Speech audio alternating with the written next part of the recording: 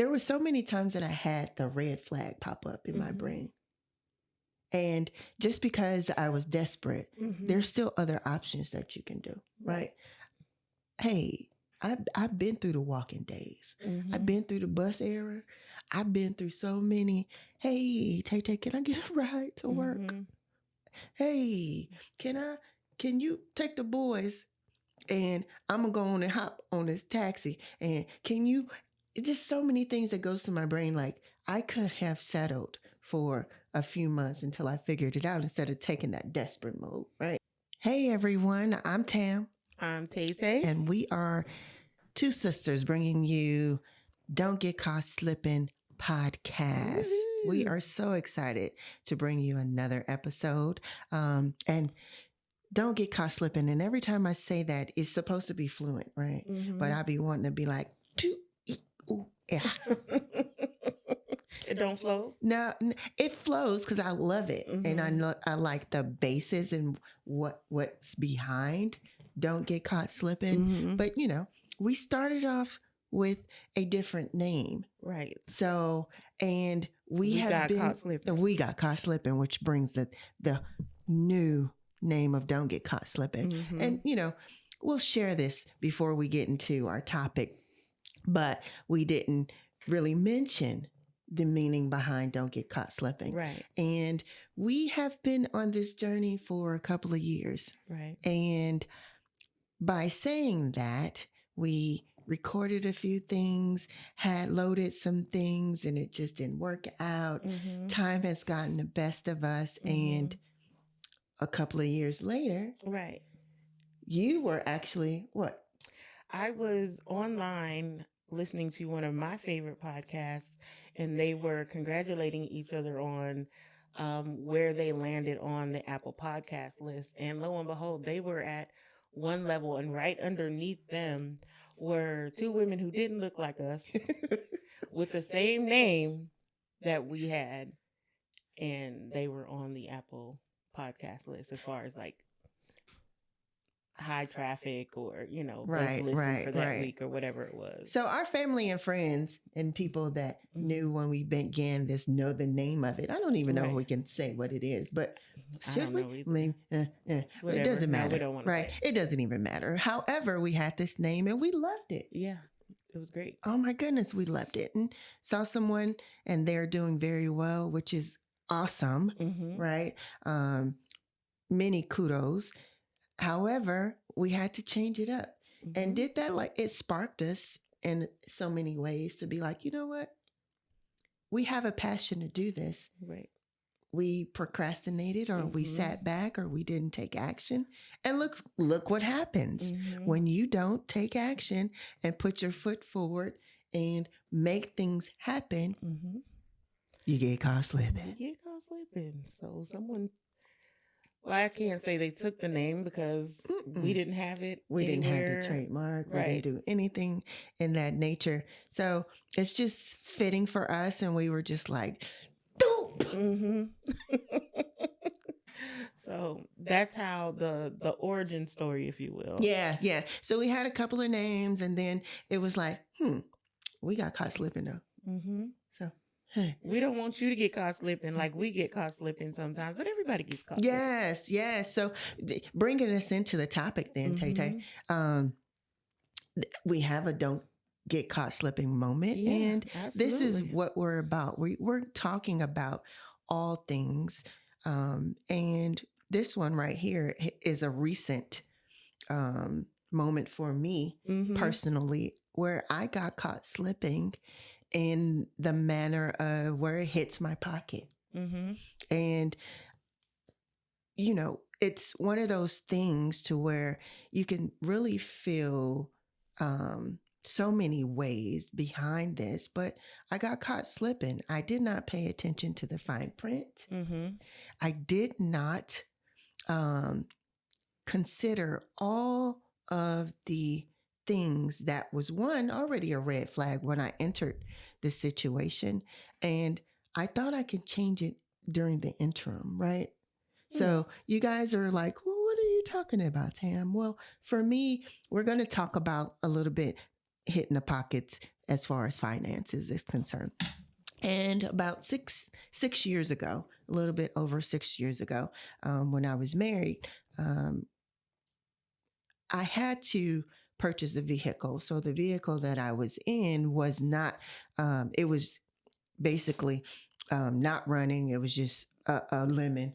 And we desperately needed a car. So we went to the dealership and et cetera. And at that time, my credit wasn't the best. So it was, I needed a vehicle. I needed one right now. We were actually getting ready to go on vacation. So we needed a bigger vehicle. So it was one of those situations where it was like desperate. And I'll say desperate.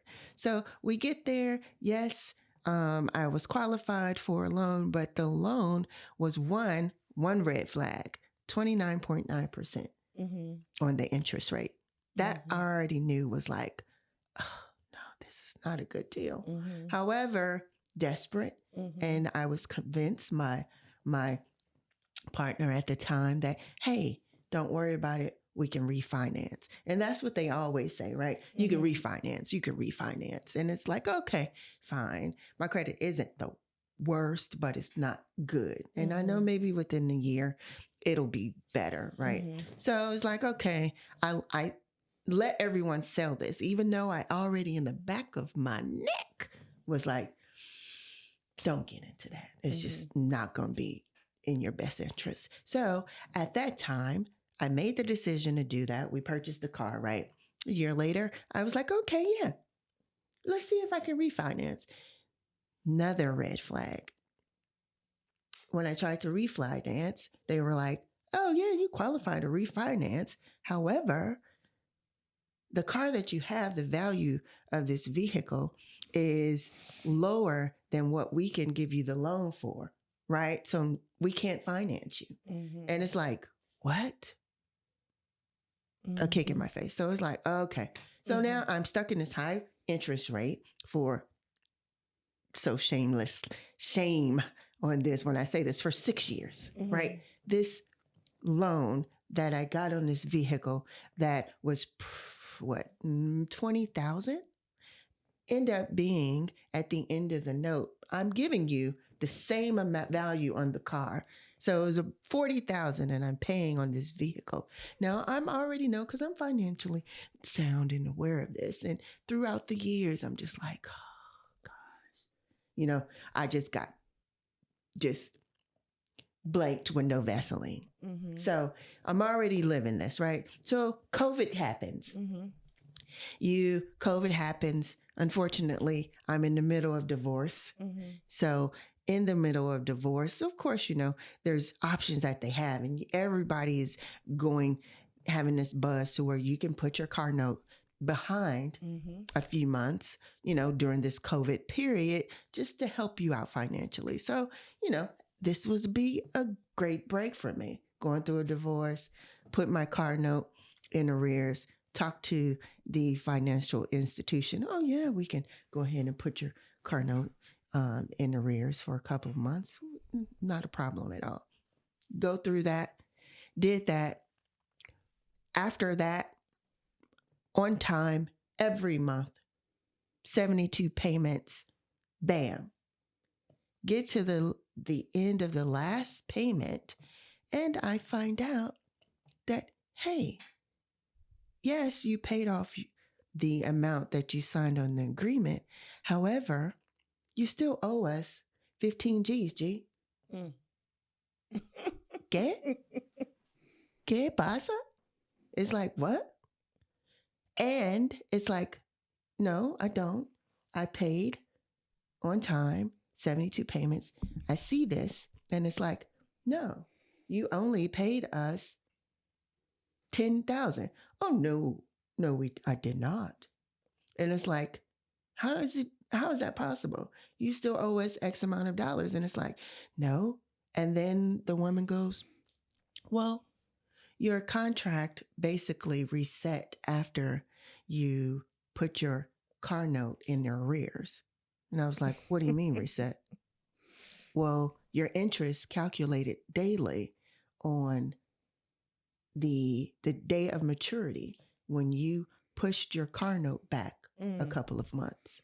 And it was like, you son of a... Nobody said this to me. When I did this, it was offered. Nobody said anything of, hey, this is on a recorded line. And I just want you to make sure you're aware of that when you do this, your maturity level was just none of that. None of that. Never had the conversation of that. So then I go to my contract that I signed and I'm reading. Like, I don't see none of this. And then right in the corner of on the side, it says something in the level of, if you skip a payment or move a payment, your interest rate will accrue daily. You and So to all the boys and girls who are listening, really read. Men and women too. Read, ask the questions. Do not jump into certain things without asking. And I don't care how stupid the question might be. Ask the question because you'll end up maybe like me at the end of the day. So like now, a lot of people, like a lot of us, it's like, I got to pay you what to keep this what? And this car is only worth what? Are you kidding me? And then all these things that goes in your mind, it's like, my credit is great now. This and this and that. And that's what they bank on, right? That's what they bank on. Oh, so you're going to either give it to me. You're going to give me this money because you don't want your credit to look X, or you're not going to give it to me. And we're going to put this on your credit, and your credit number is going to decrease drastically, or whatever this case may be, or whatever. I don't care, but give me more money. Right. And they don't care. They don't care at all. They don't care. So I say this, and the conversation today is that there were so many times that I had the red flag pop up in my brain. And just because I was desperate, there's still other options that you can do, right? Hey, I've been through the walking days. I've been through the bus era. I've been through so many. Hey, Tay, can I get a ride to work? Hey, can you take the boys? And I'm going to go on and hop on this taxi. And can you, just so many things that goes to my brain. Like, I could have settled for a few months until I figured it out instead of taking that desperate mode, right? It's like, I'm desperate. And you don't think about the red flags that go all around your brain. And we have those moments, fine print moments, where it's like, in your relationship or your career. Yeah, absolutely. Especially in your careers. Like, I don't think people realize, and I tell people all the time, and I know we're just starting this out, but I have been in HR since 2008. And I tell people all the time that you are not just interviewing for the job. That employer needs to be presenting themselves as a quality place for you to land. And you've got to look at and weigh your options just the way they have to weigh their options on choosing you. Most definitely. So there's fine print in policies and procedures when it comes to organizations. There's fine print when it comes to your benefits and your health. I mean, none of us, most of the time, look at all of that. So fine prints of life. Yes. And I love that you said that. Now, listen, this is no legal or financial advice here. I'm just giving you a warning or trying to give you some tips on what you may look out for when you're making certain decisions. So again, no legal or financial advice here because we are not experts in this matter. We're just people that's sharing a life story. Absolutely. Yeah. So, excuse me, my allergies are killing me, but I think that people don't realize that in desperate situations, like you were talking about, we make all types of decisions that may not be right. Like, desperate means let me do this right now. Let me just go ahead and attack. I just need to get to this place and I'll figure out the rest later, or I'll deal with the consequences later. You know, people have that mindset of, I'm not going to ask, I'll just apologize later, which to me sometimes can be a weird kind of thought process depending on the matter. You've never heard that before? No. Really? We I'm like, recently, who says that shit? well, they say, I'm not going to ask for permission. I'll just apologize later, or however the saying goes, but you get where I'm going with it. Mm-hmm. And we were having a conversation recently with someone that made that comment, and maybe you weren't paying attention, but I was just No, like, because that I would have been statement, like, what the what? right? And like, and some people say it when I'm thinking of HR, they're like, I'm just gonna take my time off, and if there's an issue, I'll deal with it on the back end, but I'm not gonna ask you to take that time off. I'm just going to go ahead and do what I do. And then when I come back to work, I'll say, oh, I wasn't supposed to do that. My apologies. Next time I know. You know what I mean? And that's kind of the mindset of certain people. But in a lot of cases, I stay quiet when I hear family and friends talk about different things at their job, because in my head, that HR brain is like, ding, ding, ding, ding, ding, Yeah, ding. yeah. Like, that's not how that's supposed to go. Right, right. I mean, and I get it. I get what you're saying. A lot of people don't feel like they should have to request time off. They don't need your permission to have time off. But what is the policy and procedure say? Yeah. And at the end of the day, you are working for a company. And you said it, they have policies and procedures, the rules and guidelines. Right. And then if you, in the turn, you say you have that mentality, the other person that's receiving this can be like, well, okay, I'm going to write you up. Right.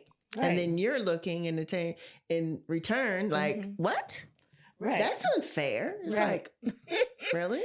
And you sign the handbook. And that's a lot of the times what I have to do with people when they come to me and they're like, well, I don't think that's right. And my supervisor, blah, blah, blah, this, that, and the third. And then I immediately go to the orientation packet that you signed and say, oh, yeah, you signed the handbook. Well, I didn't read all the way through it. I don't even say you signed the handbook. I'd be like, hey, here's that handbook. Read it. Well, I'm trying to acknowledge to you that this is what you signed. Yeah.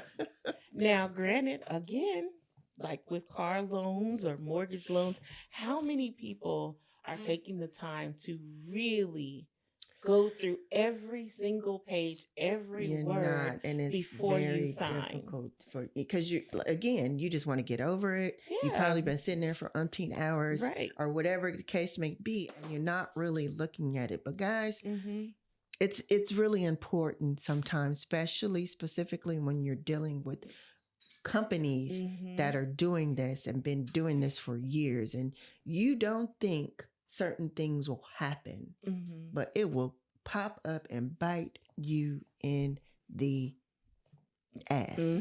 Absolutely. And again, that's all facets of life. Yeah. Especially when it comes to money. And here we are again. I circle back. You have car loans, you have rent, you have mortgages, you have jobs. That is your finance. Your job creates your lifestyle, right? Unless you just have a whole bunch of things going on that brings you money. But everything, why do we have to sign for things? Because you are approving whatever that matter is. Yep. You got to sign off when you swipe your card. I approve this amount transaction is correct. I have to sign off that I agree to pay this rent by the 1st. Yeah. Or there's going to be a late fee by the 5th. And then I could possibly get evicted if it ain't by the 5th on the 15th. Yeah. You know what I'm saying? So anything that has your signature on it, you are binding yourself to whatever the situation is. So whether it's right or wrong, whether it seems fair or not. Yeah. Marriage. What we got to do? We got to sign our name saying, yes, I take this person and this person takes me. It's a contract. Yep. Every contract has highs and lows, ups and downs, and I don't know how many people. I've never been married, so you can tell me, is there fine print in a marriage license? Like what like maybe towards different states, some states are like, you can't get a divorce until you're in therapy for X amount of months or days, or you can't be living in the same space for us to consider you for a divorce. Like I've heard some people say, a judge or a lawyer asks, have you guys been sleeping in the same bed? If so, for how long? I don't know on the marriage license itself. It doesn't say that on the license. Right. I think you just have to. Well, not specifically that, but is there something in the license that says in the state of California or in the state of Georgia, if you want to get a divorce, you got to wait 6 months or something? I don't know. I can't say. Okay. Right? I really don't know. Again, that's another moment where you just like, right. I'm in love. Exactly. And that's just my questions. Like, I don't know what those are. But as we know, every state is different when it comes to divorce. So again, that's a legal binding contract. If you sign your name, you might want to look a little deeper into whatever it is that you're signing for. But again, I've seen it so many times. You've seen it so many times. I've done it. Where people are like, oh, this document right here just says that you know what the rent is on this day. Yeah. Okay. Yeah. This document right here says that you know where to put your trash every time you got to throw your trash in the dumpster. Oh, okay. They're telling us the short of it, but they're not giving us full details. So when are we going to take responsibility for what we're signing? I think everything in life, or not everything in life, but certain things, big moves, or like you say, that deals with contracts, homes and cars and other things like that, where you really have to pay attention to what you're doing, because you're in a chokehold. You're that's the way I look at it now. As soon as I get into something, they're putting me in a chokehold because I'm locked with you for X amount of years. And some of them are going to be like, look, come here, Nick, go to sleep, go to sleep, go to sleep. Call for your mama. Ooh. And those of you that know what I'm about to say, that's a good song. It came from a rap song. Anyone that knows who it is, put the comment down on YouTube. What song am I talking about? Go to sleep, Nick. Go to sleep. What? Listen, I don't even know what song you're talking about. Tell me. Like, wait, I'm musically inclined. I don't know that one. Yeah, I'll share it with y'all a little bit later on. Okay. I'll share it on the next one. Okay, go ahead. I'll be like, y'all know what I was talking about last time. I'm curious if anybody will know. Okay. But I think, and even if you're not signing your name, that's just the most important thing, the top of mind. But in relationships, people often, when they're all goony goo-goo is what I like to call it, when you're all in love, it's fresh, it's new, you miss those little fine prints, those little fine details that just went across the screen like the bouncing ball, because you're so in tune with what makes you feel good versus my goodness, yes, what is really happening. That whole reality. What's really going on. And it's surface level a lot of times. You'd be like, God, I saw that. I saw that go by. And I just let it go because he was fine. He had a beard and everything. We let it go by because of whatever the case may be. He looked good. She looked good. They had money. They talked nice. They smelled good. We were just all in the fog. And we just missed those little fine prints that just kept going by. And some people call them red flags, whatever it is. But you say miss. We didn't miss it. We saw it. It's like, how with the commercials when it's like, oh, take esfalacalenting, and this will make you take all your stress away. And she running through the park. Everything's great. Just take it. Just take it. And then right at the end, this will cause heart attacks, diarrhea, all the things your teeth gonna fall out. All of the things are gonna happen, and they speed it up. They speed it I mean, up. and then it's some major shit, man. It's like kidney failures. And you'd be like, I'm going to die from this shit. Right. Exactly. Oh my gosh. Right. I mean, and you're right. They say it real fast. They speed it Heart up. attack, cancer. You're going to get liver dysfunctions and all of that other stuff. Kidney disease. Doom, doom, doom, Your doom, baby doom. gonna come out with 3 legs. Yes. Yeah. And then at the end, it's like, right. But my skin is clear. ooh.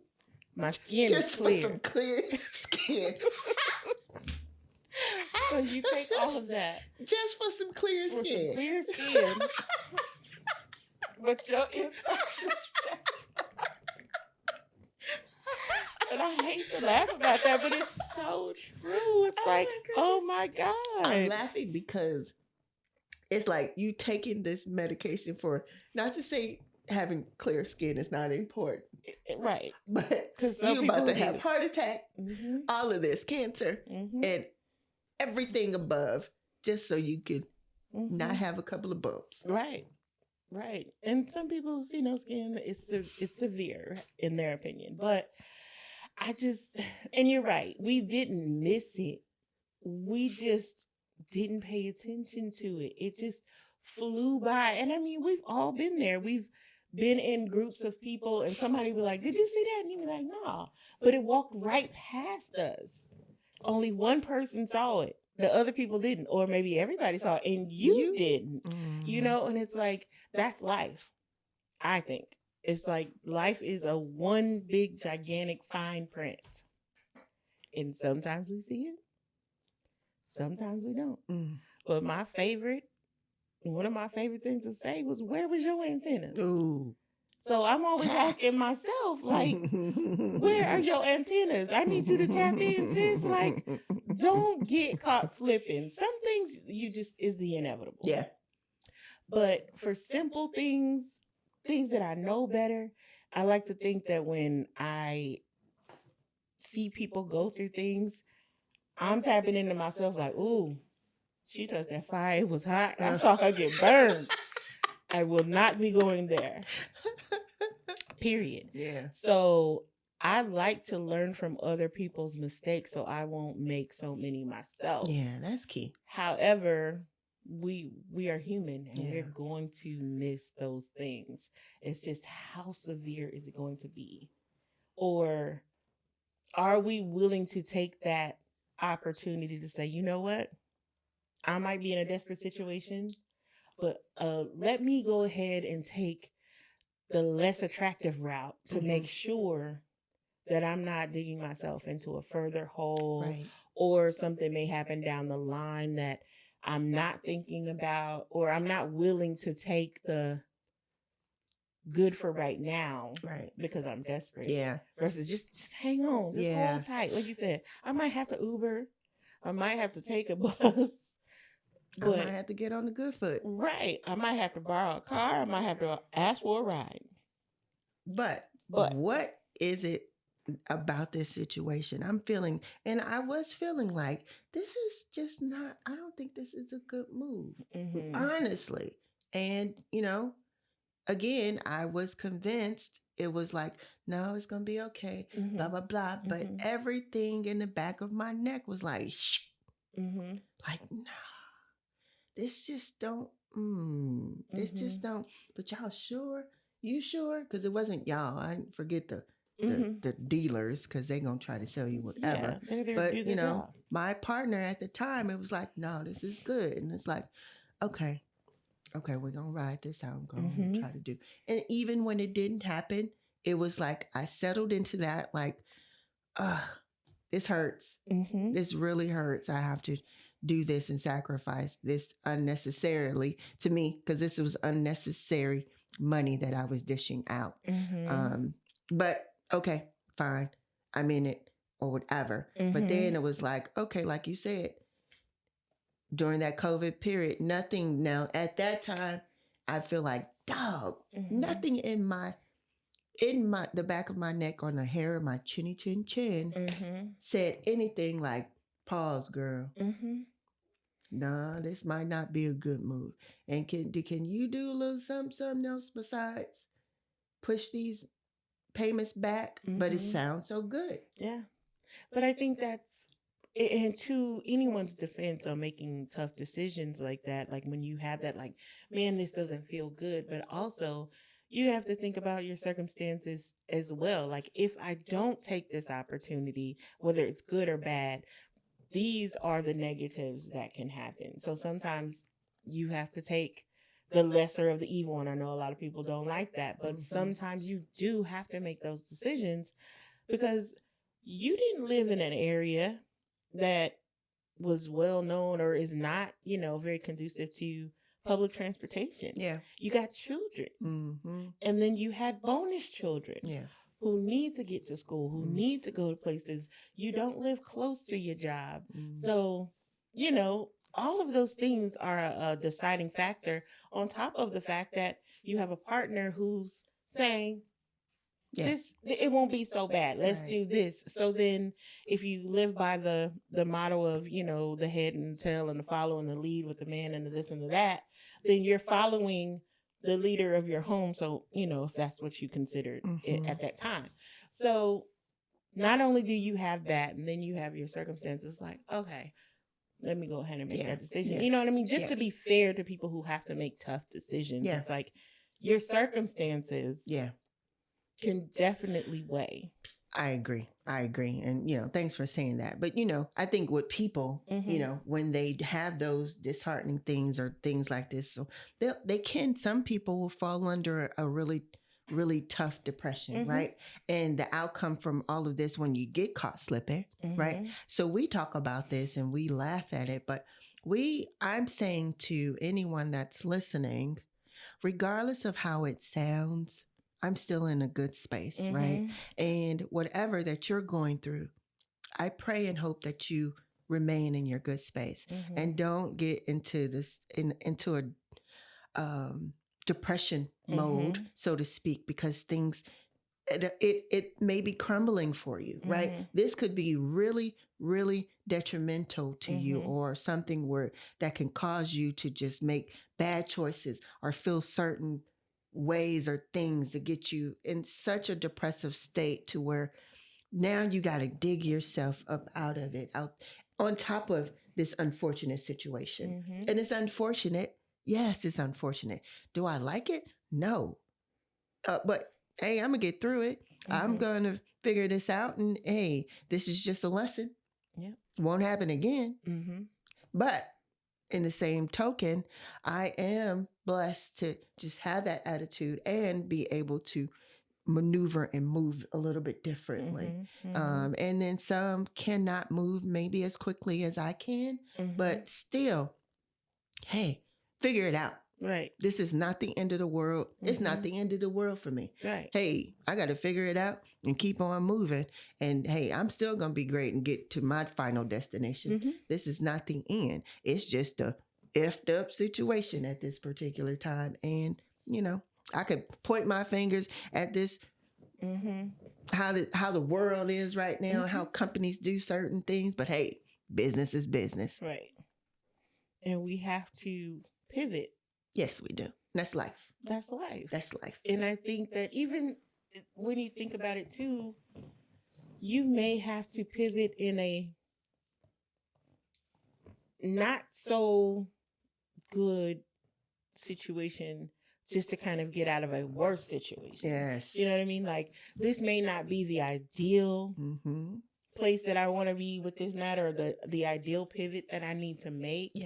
But I need to make it and then try to make a sound decision from there. But don't stress out if you have to make, I won't say a poor decision, but just to, like, dang, this ain't the ideal situation to get out of this worst situation. But at least I'm no longer there. Yes. And I will say too, with that, if you have someone, and sometimes when mistakes happen, you kind of shell up, right? You don't really want to share your story with someone or talk to somebody. But if you have someone that you can talk to about this particular situation, do that.